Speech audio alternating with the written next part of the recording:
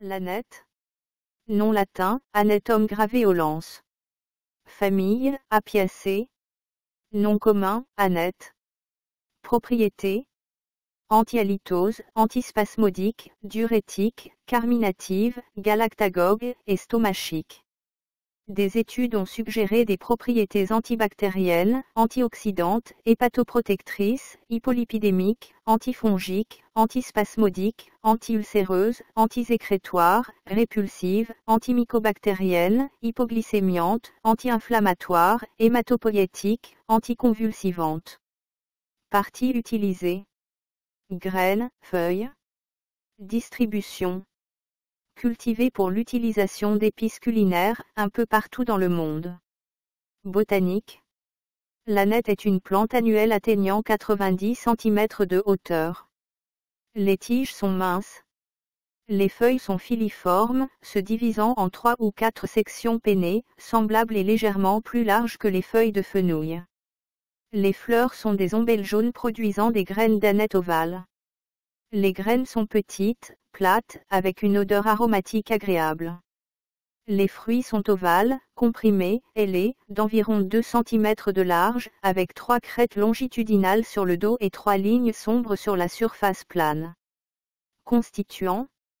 L'analyse phytochimique des graines, des feuilles et des racines a donné des tannins, des terpénoïdes, des saponines, des stéroïdes, des flavonoïdes, des glycosides cardiaques et de l'anthraquinone.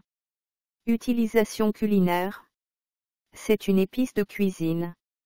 L'huile d'âneth, extraite des graines, des feuilles et des tiges, donne une huile essentielle utilisée comme arôme dans l'industrie alimentaire. Les feuilles perdent leur saveur si elles sont cuites pendant un certain temps, et sont donc mieux utilisées crues ou ajoutées au plat cuisiné, seulement quelques minutes avant la fin de la cuisson. Médecine rurale. L'âneth a une très longue histoire d'utilisation à base de plantes remontant à plus de 2000 ans. Les graines sont un remède domestique courant et très efficace pour un large éventail de problèmes digestifs. Une infusion de la graine est utilisée pour l'insomnie. L'infusion est également utilisée pour l'acidité gastrique, les flatulences, la dyspepsie, les coliques. La graine bouillie dans l'huile d'olive est appliquée tiède sur les furoncles pour accélérer la suppuration et soulager la douleur. Les mères qui allaitent utilisent l'âneth pour augmenter le flux de lait.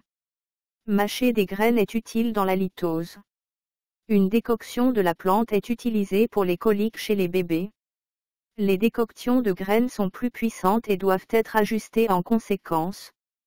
L'âneth est également un complément utile aux remèdes contre la toux, le rhume et la grippe. Posologie. En infusion, 1 à 2 cuillères à café pour 1 litre d'eau. Rituel. Au Moyen Âge, elle était utilisée pour se protéger contre la sorcellerie. Autre. La graine contient jusqu'à 4% d'huiles essentielles utilisées pour parfumer les savons. Danger.